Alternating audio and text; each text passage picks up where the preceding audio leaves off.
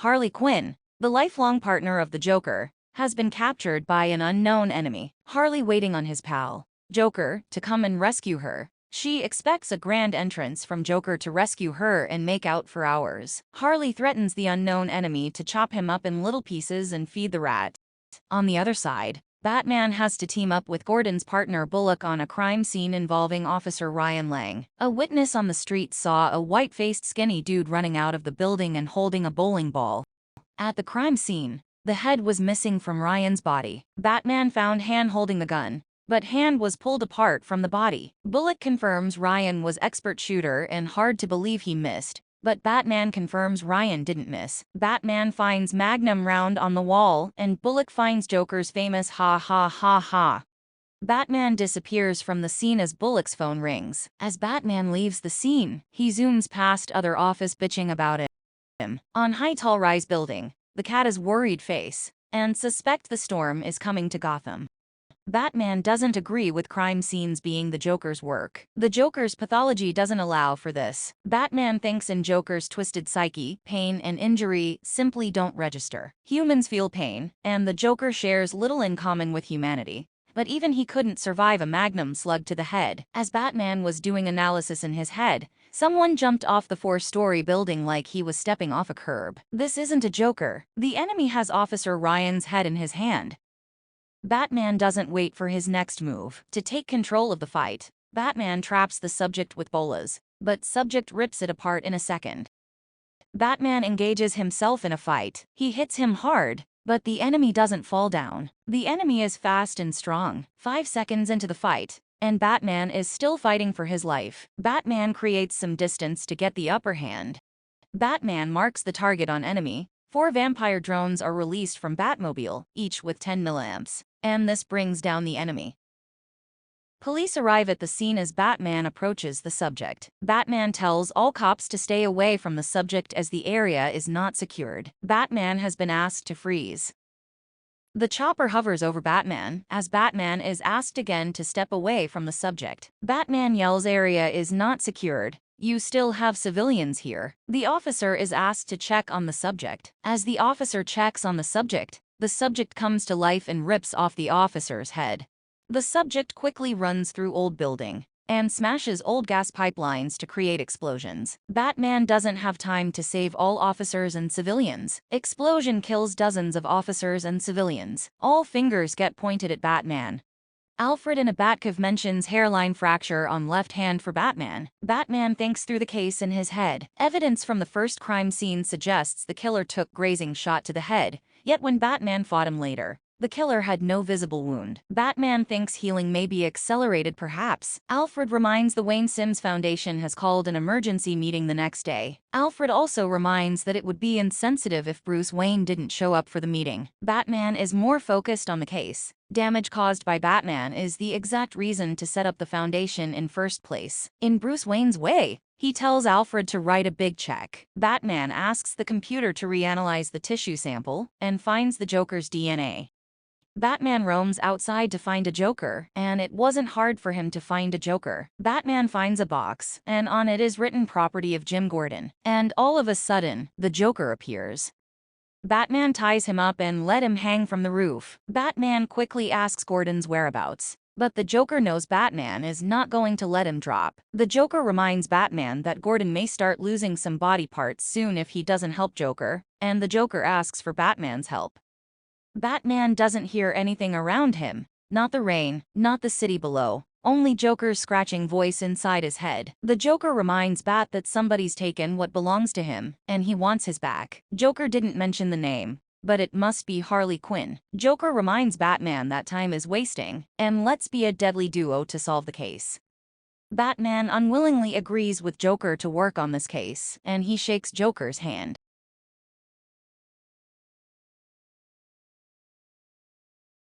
Opening scene of number 2. Batman and the Joker deadly duo. Jim Gordon, his wife and his daughter, are shown tied together at an unknown location.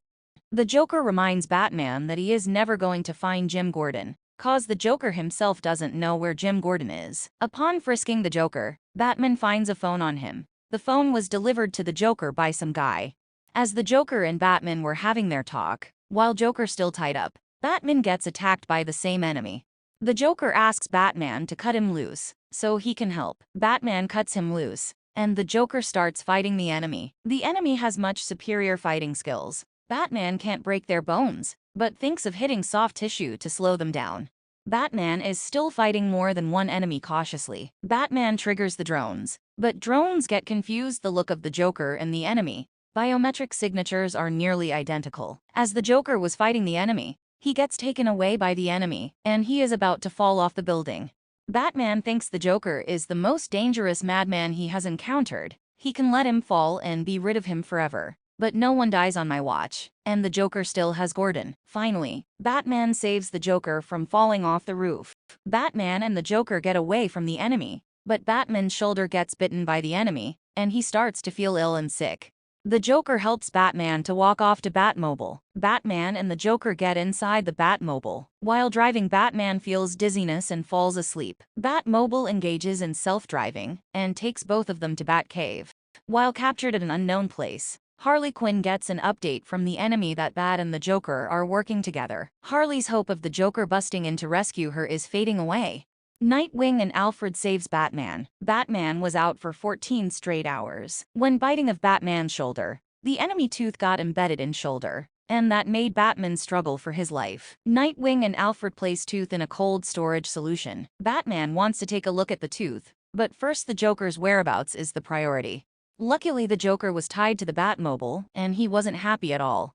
Batman gets on the case and analyzes the tooth. The tooth has grown significantly. The tooth has Joker's DNA, a second genetic signature from a different donor, and there is also a third component. Batman thinks somebody created synthetic DNA and bonded with normal DNA to create an entirely new organism. Batman is sure it has something to do with the Joker. Alfred reminds Batman that he has a meeting with Wayne Sims Foundation, and he has missed the previous two. Batman irritates that the meeting is not the priority. At the Wayne Tower, Sims becomes impatient that Wayne hasn't showed up for the meeting. Sims threatens Wayne's representative that when he wins governorship, he will have Batman wind up in front of a judicial hearing. On some high-rise tower, Batman meets Bullock. Bullock points out that many witnesses saw Batman and the Joker getting in Batmobile. Media is going nuts, and streets are filled with blood. Bullock becomes tense as he points out that police headquarters received a box. Inside was a severed finger. Batman walks away from scene quietly as he points out that finger is Jim Gordon's. The text was sent to the phone that was captured from the Joker to come to the recycling plant north of the Gotham. After the First World War, great-grandfather turned steel mill into a recycling plant. The plant has been shuttered since the Great Depression. Batman sees the smoke coming out from the plant. Batman takes the bait and gets inside the plant. Batman is welcomed by many enemies. They were surprised to see Batman instead of the Joker. Batman is asked to make a choice of who dies and who leaves. Metal door slams shut and locks behind Batman as he enters the room. Batman is introduced to William and Lisa Gray, parents of a young boy named Thomas. Batman is asked to make a decision on who lives and who should die by going through documents. The enemy gives Batman 15 minutes to make a decision. Over at the Batcave, the machine goes berserk. The tooth stored in cold storage container outgrows enormously. Nightwing is looking around where the sound is coming from. The tooth that's stored in cold storage container is missing. At the recycling plant, Batman thinking through his head and trying to save innocent lives. The Joker was asked to come to this plant or innocent people would die. To the Joker, the death of innocents means nothing.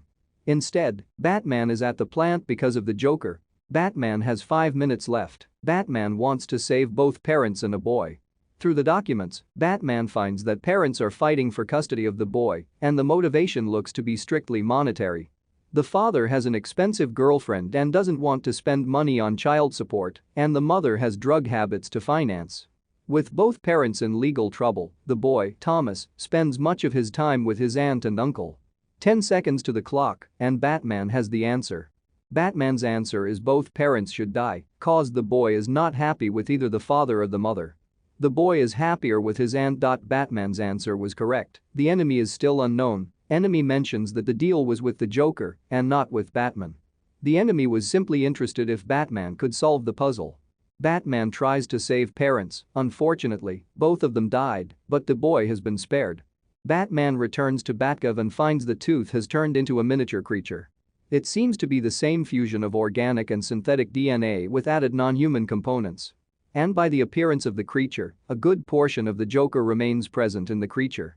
Batman does the thorough analyses of the subject and finds that person who created this requires a vast knowledge of bioengineering, synthetic chemistry and numerous other scientific disciplines, and Batman knows just the man to ask for.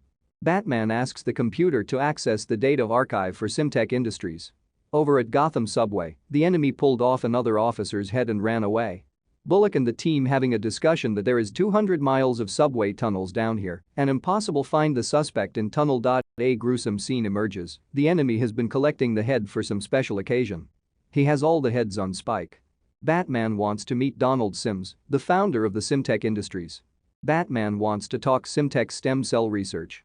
Donald becomes aggressive. It is an inappropriate conversation to have without board approval, and Donald doesn't care that Batman is Simtech's largest shareholder.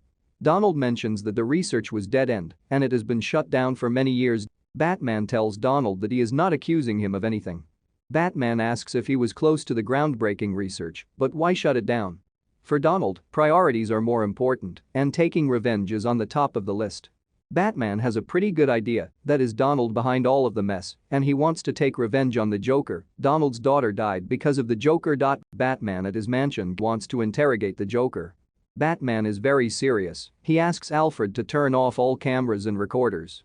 The text message reads, "Hello Batman, your new partner has a train to catch. Make sure he isn't late. Interrogation room. Batman punched the Joker so hard and threatened the Joker to do exactly as Batman says, or you will wish you were dead, and the Joker obliged with 10-4. In a bat plane, Batman and the Joker fly on the top of the moving train to which the text was sent earlier. Batman thinks Donald Sims has the technical knowledge to create the creature to terrorize Gotham. Batman starts to think Donald may be behind the ongoing issue. To end Chapter 3, Sims building has a break-in and important data from database has been stolen. Sims also knows it must be Batman who stole the data. Sims put Batman on the list of his enemies. Chapter number 4 starts with a flashback. Donald Sims is marrying off his daughter in a church. It was a day of celebration, but the Joker ruined it. The Joker crashed the wedding and killed the groom. Jim Gordon arrives at the scene, also the squad team also gearing up to strike in 2 minutes, led by Bennett. Batman enters the church without anyone's permission. As the squad team gearing up, the Joker has a gun on the father of the bride, Donald Sims. Batman tries to intervene quickly, but the Joker shoots and the bullet hits Donald Sims' eye. Back to solving the ongoing crime scene. The train Batman and the Joker has to get to is known as Gotham Bullet, and it was the fastest steam locomotive ever built, able to run at over 140 miles per hour. The days of steam power are long gone, but this train is in service as a tourist attraction. The train is owned and maintained by the Wayne family. Batman has childhood memories riding this train with parents. But tonight, Batman will ride with the Joker. As Batman and the Joker step on the roof of the train, a call comes in with a task. The task is to bring the train weight down to its empty weight. There are passengers and a large wedding is also being held while the train is moving. But callers have some rules and restrictions. The crew is dead if any attempt is made to uncouple the cars or to stop the train. To measure the weight of the train, sensors have been positioned alongside the track. If Batman and the Joker are successful, Switch will divert the train before it arrives at the Martha Wayne Memorial Station. If failed, the train will crash into terminal at full speed, killing all passengers from train and several thousand at the station. Batman and the Joker have 45 minutes to complete the task. Batman thinks through his head, there isn't much time to evacuate all the passengers. Batman asks passengers to grab anything from the train and ask it to be thrown off the train. Passengers become amused seeing Batman with the Joker. At this point, the Joker thinks he is a superhero. 35 minutes left on the clock, Batman is smashing things, passengers are throwing stuff off the train, the Joker suggests to think outside the box. The Jokers mention, what do I have to do to convince you light myself on fire? And the light bulb goes off for Batman. He asks everyone to move to the front of the train. On the other side, Nightwing and the Catwoman gets inside the Sims data center and steals more data on what Donald Sims is working on. Everybody on the train is panicking. Everybody thinks they're all going to die. All of a sudden, Batman goes in flashback. The train had a special room where Thomas Wayne asked Martha Wayne to marry him. They would take the same train on their anniversary, and Thomas Wayne would get on one knee and ask Martha to marry him all over again. But it was long ago, and Batman decided to bury the coach to lighten the weight of the train. At the train station, people see the smoke coming out from far distance, and everyone thinks it is from Bullet. Batman reassures everyone that no one is going to die, and he asks everyone to tear everything with bare hands. Even though one coach is burning, more weight still needs to lighten up. Sadly, the Joker throws people of the train with heavy weight, and that irks the Batman because no one dies on Batman's watch. While throwing people of the train is not what Batman needed, but it completed the task and saved the rest of the people of the train. Batman takes the Joker back at Batcave while captured to chair. Back at the Batcave, Batman analyzed the data Nightwing and Catwoman got from Simtech building. Batman sees that Sim's research went way beyond ethical norms. Sim's research was successful in destroying nearly all forms of cancer. The regenerative powers of the cells were so strong even dead tissue was restored. But Batman questions who would agree to something like this? Someone must have trusted blindly in Sim's research. Batman has his doubts and he decides to dig the grave of Amanda Sims. Batman and the Joker number 5. Gotham police think Bennett is the next on the enemy's list because Bennett also entered the wedding of the Donald Sims' daughter Amanda Sims. Bullock wants to set up police at Bennett's house for extra security. Bennett is arrogant and he doesn't want extra security, but Bullock has a few officers stationed regardless. While Bullock is gone, Bennett thinks of officers as a babysitter and he asks for beer. Bennett finds both officers are dead, an enemy also kills Bennett. Batman visits Amanda Sims' wedding church, but the church was sitting in ruins. The church sits on land owned by Donald Sims, his grim reminder to the citizens of Gotham that the police and Batman are to blame to what happened in church. Batman thinks in his head that there is no solid evidence that suggests that Sims is behind the recent events, but all roads lead to this ruined church. Batman goes back in flashback. On the day of the wedding, the Joker attached C4 and grenades to the cathedral's main support pillars. Bennett's men busting into the church triggered the blast. In the chaos, the hostages began running for the exit, most weren't going to make it. Batman thought armored car is the safest option. Batman tries to put Amanda in armored car, but Amanda runs off to save his dad, Donald Sims. The church was considered a marvel of engineering when it was built, but Gotham City built a tunnel under its foundation even with heavy protest. When the blast happened, Batman, along with Donald and Amanda Sims, falls in this tunnel. Batman lost hold of Amanda Sims in the fall. When the smoke in the tunnel cleared, he saw Amanda Sims dead. In the present time, all of a sudden Batman sees someone coming out of this very tunnel. And this enemy was carrying the bag soaked with blood. It is assumed to be the head of Bennett. Batman decides not to engage with this creature. Instead, he marks the target. Batman will come back when he is ready to fight these creatures. At the Batcave, Batgirl beat the shit out of the Joker asking whereabout of the Jim Gordon. Batman interferes and saves the Joker from dying at the hand of Batgirl. Batgirl, aka Barbara Gordon, thinks Batman is helping the Joker. Batman tells Barbara that the Joker is only one piece of the larger puzzle. Jim Gordon was taken away for the leverage. Jim Gordon is being used as bait. Entire Gotham is at the danger. Batman finally decides to enter the tunnel where he marked the target, but this time with the Joker.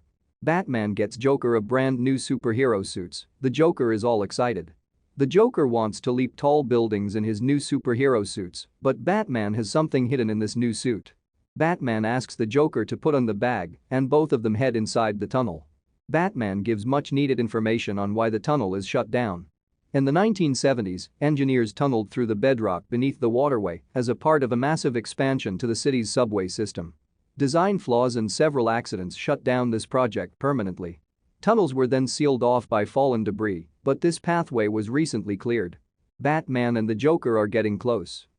They were greeted by creatures that looked a lot like the Joker. The place has been turned into a church from Amanda Sims' wedding. There are dead people sitting on the bench. The wedding party is made up of people who attended Amanda Sims' wedding. Still no idea who is behind this madness. This grotesque stage play has been planned for a long time.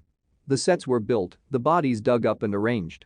As Batman going through in his head on what is happening, Harley Quinn runs in and grabbed Joker and started making out. Batman was strange to see Donald Sims on the stand. Donald Sims tells Batman that we need to get out of here. As Batman and Donald Sims engage in small conversation, they heard someone saying, "Father, don't be rude."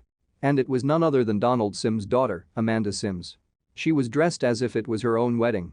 Amanda Sims shuts her father by saying, "You can't tell the guests of honor to leave their own party." Of all the data gathered from Donald Sims' building, Batman was not hoping for this. It was just not possible for Batman to see this. Donald Sims' research broke all ethical norms and brought back Amanda Sims. Amanda tells everybody that she is waiting on one last guest to welcome, and then we can begin. That one last guest is none other than Jim Gordon. Batman and the Joker, Deadly Duo Part 6. An earlier part, when Batman went to Amanda Sims' grave, he found out that Amanda Sims' body was gone and her casket had been torn apart from inside. Genetically engineered super beings created by Donald Sims is committing murders across Gotham. Grotesque experiment conducted on innocent people, included in those experiments was his own daughter, who has now come back from the dead. Back at the scene, Batman has been captured and his utility belt has been taken. Batman is tied with common rope. Amanda Sims' creatures don't see Batman as a threat. Amanda Sims tells her story of how Batman let her die. She mentions that everyone gathered here had a hand in making her come alive. As she was going on with her story, the Joker mentions that I held up my end of the bargain, now you hold up yours. Hand it over. And everyone is surprised by what the Joker is saying, even Harley Quinn. The Joker gets punched hard and asked to sit down. The Joker is nothing to her, and she can make as many Jokers as she wants. Amanda shows the Joker some kind of key, with no intentions to give a key just yet. The Joker becomes very furious at her. Batman and Harley Quinn are curious about the key. Amanda turns to her father, Donald Sims, and asks why so gloomy. Amanda tells her father that he should be proud of all grandchildren, he should be proud that her daughter can create life from human scraps. Donald Sims didn't mean to create this kind of Amanda. Amanda was just a guinea pig, a lab animal for Donald Sims' research. Batman intervenes as she becomes angry at her father. Batman wants Amanda to stop this madness, he asks Amanda to let go of her father and he will face justice. Amanda thinks of herself as a seeker of the truth, the architect of a new Gotham. She wants a new Gotham inhabited by her creatures, she calls them children. Her vision of the new Gotham will be filled with happiness. New Gotham won't be filled with people like Batman or Donald Sims. She turns to Donald Sims. As Amanda babbling about her new Gotham, Batman thinks in his head that there is no hope for Amanda and he needs to move fast, but not without his utility belt. Batman can get out of the tied rope very easily. He tries to get Joker's attention who hasn't been tied. Amanda kills her father, Donald Sims, by ripping his head, and she shows it to Batman to show what justice looks like. And action begins.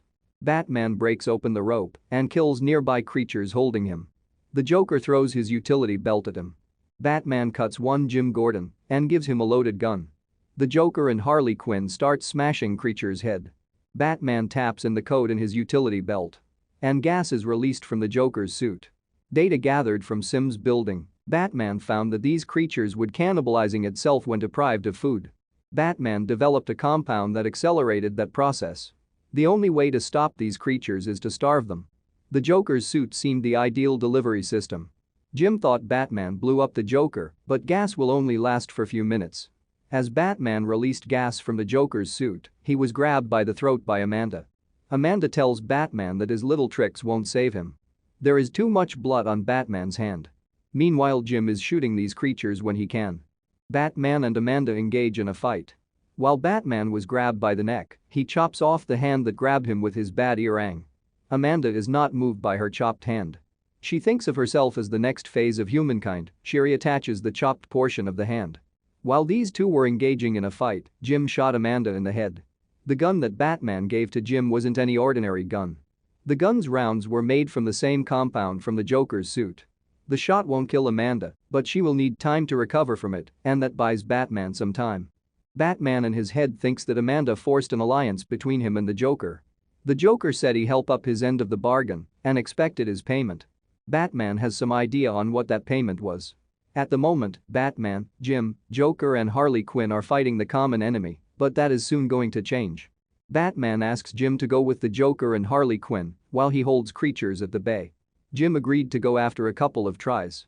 Batman tells Joker that the Joker won't get what he came for if anything happens with Jim.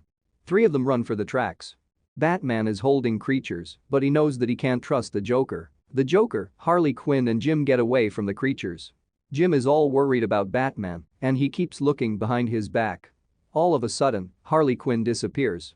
While Jim is distracted, Harley appears from behind Jim and hits him with the rock. Batman gets away from creatures and is not happy to see the gun on Jim's head. The Joker demands that Batman gives him the key that he took from Amanda. The creatures are not far behind. The Joker asks Batman to stop screwing and give him the key. Batman has no intention of giving the key and asks the Joker to come and get it.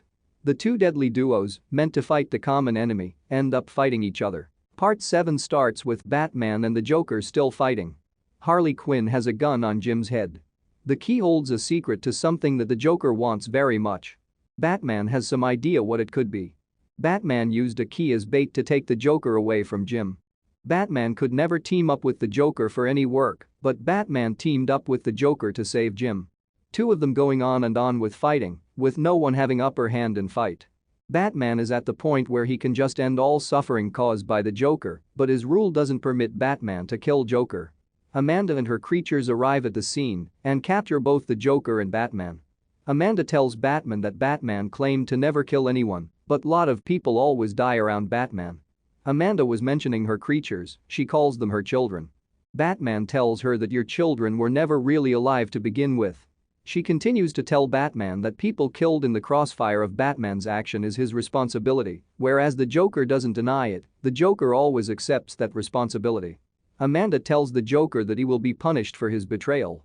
All of a sudden, Harley shoots Amanda in the head again. Remember, this is not an ordinary gun. This buys Batman some more time. Batman is getting ready to play his last card. These creatures were hiding deep within an abandoned subway system beneath Gotham's East River. When Batman and the Joker entered these creatures' hideout, they planted explosive charges, which could be remotely detonated if things went south. For Batman, this is the last option, and he detonates explosives. Batman tells the Joker and Harley Quinn to move to higher ground while Jim is out of the picture. Batman almost crosses his own line by almost ending the Joker's life, but Batman wants to save the Joker. Joker kills for fun, whereas Batman never wants anyone to die.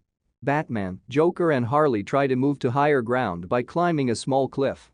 Within a few seconds, the tunnel is filled with water. Amanda's creatures washed away in the rush of water.